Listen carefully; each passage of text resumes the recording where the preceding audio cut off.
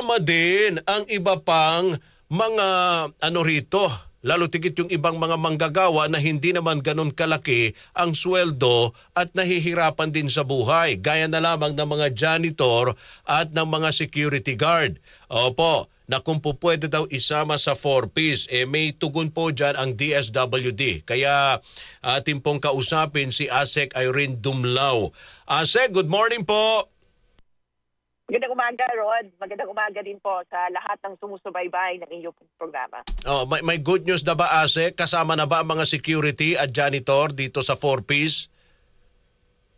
Well, Rod, unang-una, nais nating banggitin na merong po kasing 4Ps law at yan po ang nagtatakda sa implementasyon nga ng Pantawid Pamilyang Pilipino Program. Opo. At yan po yung sinasabi natin na sa kasalukuyan ay pinag-uusapan para magkaroon ng enhancements o amendments doon sa batas.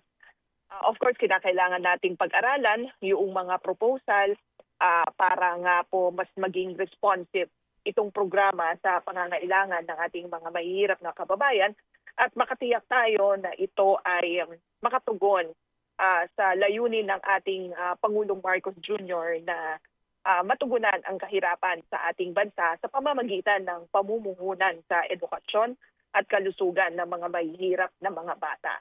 Pero, opo, sige po, go ahead. Yeah, Rod, pag-uusapan pa ito, bukas naman po ang DSWD sa lahat ng mga diskurso o pag-uusap hinggil nga sa mga isinusulong na mga amyenda sa batas.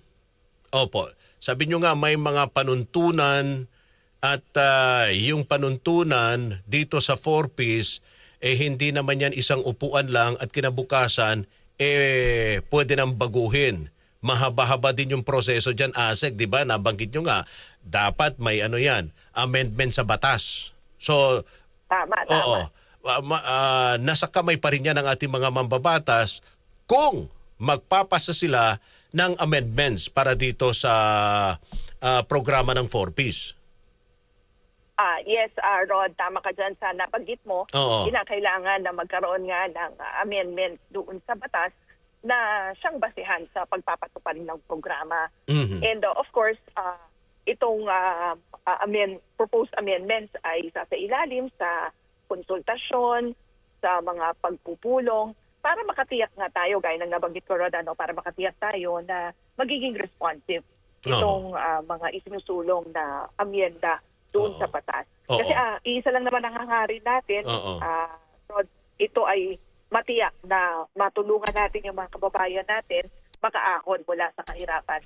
Again, the overall objective of the program is to invest in human capital, particularly in education and health. Mahalaga kasi yung sabi natin na para matulungan itong mga may hirap na pamilya, dapat matiyak natin na makapagtapos sila sa pag-aaral, sila ay may sapat na nutrisyon, malusog, dahil drivers yan, di ba? Drivers yan sa performance, sa productivity ng isang individual. So, doon tayo nakafocus doon sa pagtulong sa kanila.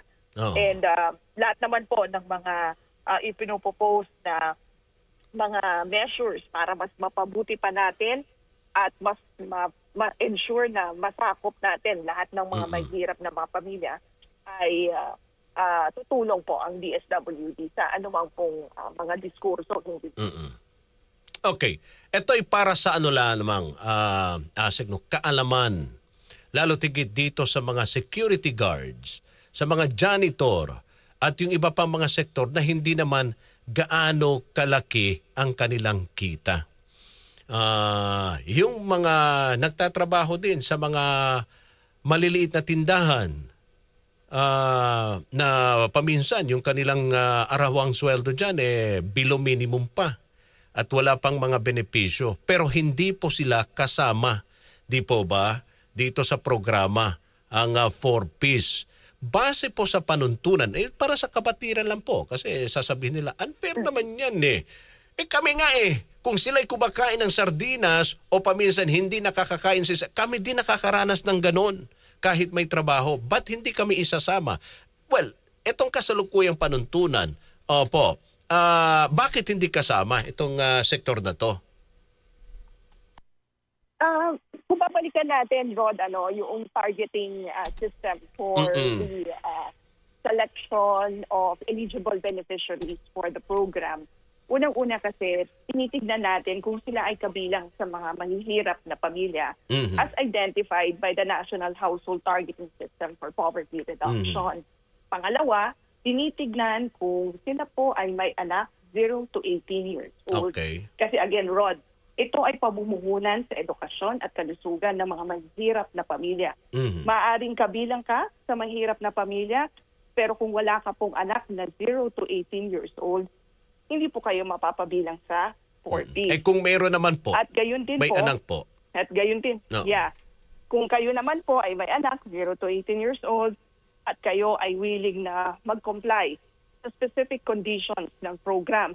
Kasi po ang condition, dapat yung mga anak ay nag-aaral, yung mga anak po ay nagpapa-check up, at nag-a-attend ng buwan ng pagpupulong ng mga 4Ps beneficiaries, kayo po ay mapapabilang sa programa. Subject again, of course, doon sa guidelines o panuntunan po natin. Oo. Pag sinabi nating mahirap, sino bang mga tinutukoy natin rito na mahirap? Well, Rod, meron tayong National Household Targeting System for Poverty Reduction, which is an information management system na gumagamit ng datos, science sa pag-measure noong kung ang isang pamilya ay kabilang sa mahirap na sektor. Marami pong mga observable and non-observable indicators na ginagamit para po dito.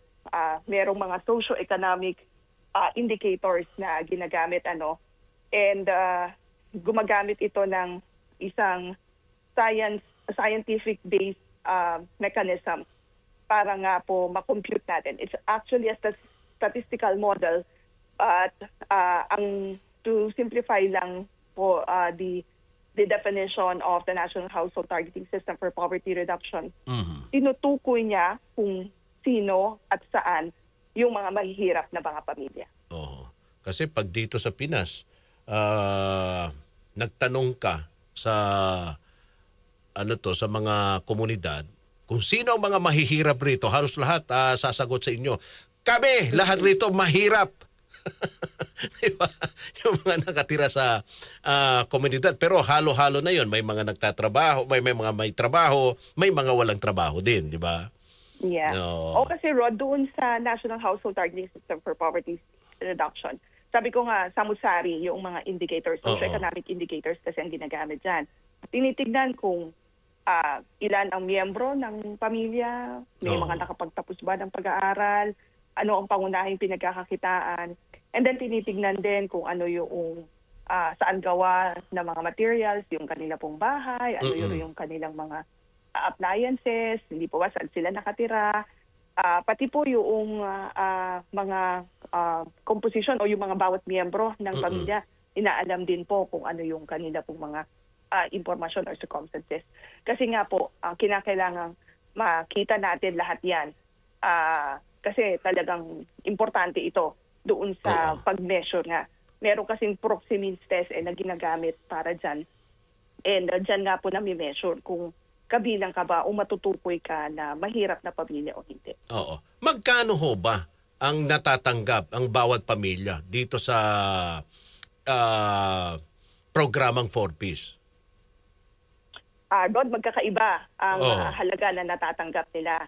Kasi household beneficiary, pwede pong mag-monitor tayo ng up to 3 children. Maximum po iyon. Okay. So kung 3 po sila ay enrolled sa senior high school at lahat sila ay nag-attend ng school, so that's 700 times 3. So 2,100 po iyan. That's monthly. For the education. Okay, for the education lang po. Okay. Ngayon, kung nagpapa-check up sila, compliant sila doon sa condition na yan, at nag-a-attend sila ng monthly family development session, plus 750 pesos. So, magkano na lahat po? So, that's 2,100. Plus 700, 750. 2,850. Isang plus, pamilya pa lang to. Isang pamilya. Plus, may 600 po sila na buwan ng rice subsidy. Kasi tinutulungan din natin sila sa kanila pong pagkain. So that's 3,450 sa isang buwan. Yung Every rice 2 months subsidy, po ang Asek, release. cash yun. Cash yung ibinibigay, hindi bigas. That's correct. Okay. Cash po iyan. So, kung sa isang buwan, maximum niyan is 3,450. Ngayon, kung ang anak mo ay nag-aaral sa elementarya, that's 300 pesos. Kung nag-aaral naman po sa junior high school, 500 pesos kada bata. And then 700 nga po for children enrolled in senior high. So, magkakaiba. And then, depende rin doon sa bilang ng anak na minomonitor. So, kung isa lamang po yan at enrolled in elementary, 300 pesos. Plus your 750 pesos, that's 1,050. Plus yung pong 600, which is a total of 1,650. Kaya makikita nyo po magkakaiba talaga yung halaga na naibibigay sa bawat beneficiary. Pero Asek, pinaka-maximum para doon sa may malaking pamilya, mga magkano umaabot? Yung kanilang natatanggap monthly sa 4P. Umaabot ba ng hanggang 6,000? Yun yung nabanggit ko kanina, yung 2,100 plus 750 plus 600. Yan po yung maximum, 3,450.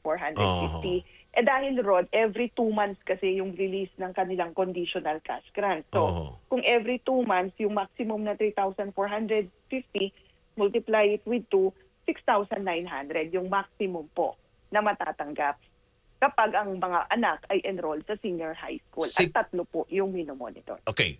6,900. Maximum. Tama po, okay. tama. 6,900. Pero hindi yan lahat ng mga miyembro. Isipin nyo, pare-pareho yan Di ba? Linawin natin yan, Asek. Pare-pareho. Oo. Yung binabanggit natin rito, yung maximum na may malaking pamilya, na may senior high school, may elementary, di ba? Lahat yan ay na 3, itong 6,900, yung buwan ng 3,450, yan po ay kapag ang 3 niyong anak ay nag-aaral sa senior high school. Paano pag may isa dyan na huminto, babawasan yan? Yan. Of course. Kasi kapag hindi po sila nagko-comply doon sa condition ng program, gaya ng nabanggit nyo, huminto sa pag-aaral, hindi po niya matatanggap yung conditional cash grant equivalent to that child. Kasi dito ba, Rod, gaya ng nabanggit ko, ito kasi ay pamumuhunan sa edukasyon at sa kalusugan. Actually, ang tinuturo natin sa mga beneficiaries ay bigyang pagpapahalaga ang pag-aaral kasi yun ang makakatulong nga sa kanila na makatawid mula sa kahirapan. Ngayon, yung push natin sa kanila na mag-aral, binibigyan natin sila ng incentive. Ito nga yung conditional cash grant. So kung hindi po sila nag-aaral, hindi po nila matatanggap yung pong tulong mula sa pamahalaan. Ilan na po ang nakagraduate dyan sa programa? Ilang pamilya na po? At ilan pang pamilya na hanggang ngayon, since nag-umpisa sila hanggang ngayon, nandyan pa rin? Well, Rod, since 2022, meron tayong na-monitor na mahigit 1.4 million na mga pamilya na nakapag-exit na sa programa dahil nag-improve na po yung kanilang level of well-being. When we say nag-improve yung level of well-being, based on the administration of the social welfare and development indicators, self-sufficient na po sila. At 3 levels po kasi yan, yung survival, which is level 1, self-reliant, and then self-sufficient. So kapag naka-reach ka na ng level 3, ibig sabihin, nag-improve na, mas mabuti na yung kalagayan mo kaysa nung ikaw ay nag-umpisa sa programa. Kung kaya nga po, pag ganon, ikaw ay nag-exit na mula sa program. 17 years na po ito, Asek, tama? Yung Tama. 17 piece. years na po. 17 years na siya. At ngayon, may mga panawagan na tanggalin na itong 4-piece. So, ibig sabihin, pag may mga ganong klaseng panawagan, wala silang nakikita ang improvement. May mga nangyaring development rito. But as you have said, may mga naman na improve yung buhay. Rito sa... Although may mga naririnig tayong na mga hindi magandang din dito, feedback, hindi magandang mga balita, lalo na yung mga sinasabi, kung kailan nakapasok sa 4-piece at saka natutong magbisyo, uminom, di ba? Nagdroga. Yung ganun ba? Minomonitor nyo ba, Asek? Yes, Rod. Actually, ang Pantawid Pamilyang Pilipino program, meron tayong robust na grievance redress mechanism. Kapag may mga inuulat na hindi ginagamit ang cash grant sa tamang pamamaraan, hindi ginagamit para sa pag-aaral ng kanila pong mga anak, immediately po ay ina-address yan ng programa. Nagsasagawa tayo ng investigasyon. And kung napatunayan na totoo ang mga inuulat sa atin, ay tinatanggal po sa programa yung mga beneficiaries. Gayun din po yung gumagawa ng mga activities na hindi alinsunod o aligned doon sa objectives ng program. Pati yung misrepresentation, of course, yan din ay tinitignan. Kaya napaka-crucial nitong ating grievance redress mechanism because this helps the program improve its implementation. Marami na rin ang mga natanggal dahil nga rito sa mga yung sinasabi nga natin mga misdemeanor. Yes, yung mga misdemeanor. Marami na rin. Actually, mga mahigit 50,000 yung nakita natin na natanggal sa programa dahil hindi po sila sumusunod sa mga panuntunan na itinakbo. Okay, sinasabi nyo nga bukas ang DSWD doon sa binabanggit ni Senator Erwin na isama ang mga janitor, security guards o kung sino pang pupwede. Sa DSWD, sa panig po ninyo, kung sakasakali man may magpapasa ng batas na isama itong ibang mga sektor, sa tingin po ninyo, sino pang pupwedeng isama sa programa bukod sa mga janitor and security guards? Well, of course, Rod, yan ay titignan natin doon sa magiging pag-aaral hinggil nga sa proposed amendments doon sa 4-piece law. Ang mahalaga kasi dito, magkaroon tayo ng maayos na targeting system para matukoy kung sino nga yung pinakamahihirap sa ating bansa na dapat na matulungan nitong programa. And gayon din po, dahil nga lalabas na rin yung CBMS, yung Community-Based Monitoring System, na kung saan nga po ay makikita natin yung mga mahirap na pamilya sa kasulok-sulukan ng ating bansa. So mahalaga ito na maging basehan sa pagtukoy kung sino yung maaaring mapabilang sa programa. Again, ang layunin natin dito, of course, is matulungan yung mga mahihirap nating mga kababayan sa pamamagitan nga ng pamumuhunan sa edukasyon at kalusugan ng kanila pong mga anak. Last tanong na lang, Asek, kasi may mga survey na ginagawa at sinasabi sila ay mas lalong naghirap. Actually, may panibagong survey na ginawa, kung hindi ako nagkakamali, last month na tumaas yung poverty situation ng ating bansa. Paano ito tinutugunan ng DSWD? Diba? Marami tayong mga programa, 4Ps para tulungan ang mga mahihirap, may mga tupat, IX, and yet yung poverty level ng bansa ay tumataas. Well, gaya ng mga ini-evaluate natin ng mga resulta ng mga pag-aaral, Rod, ginagamit natin ito upang parang listening tool natin para ma-review rin natin how we implement our various programs and services. Kasi kung tama yung nabanggit mo, Rod, marami naman tayong mga programa. Of course, yung iba't iba ang layunin, iba't iba po ang target beneficiaries. Kaya kapag may mga pag-aaral, ginagamit po natin yan para, again, look at how we implement our programs, recalibrate some of our actions if necessary and if warranted. And again, ginagawa natin yung pagre-review ng ating pong mga programa. Kasi kung kinakailangan na magsagawa pa tayo ng ibang mga measures para mas mapalawig at mas mapagbuti yung implementasyon natin, yan naman po ay ginagawa ng DSWD. Kasi sigurado, isa din ito sa mga pinagbabasehan diba, ng ilang mga mambabatas.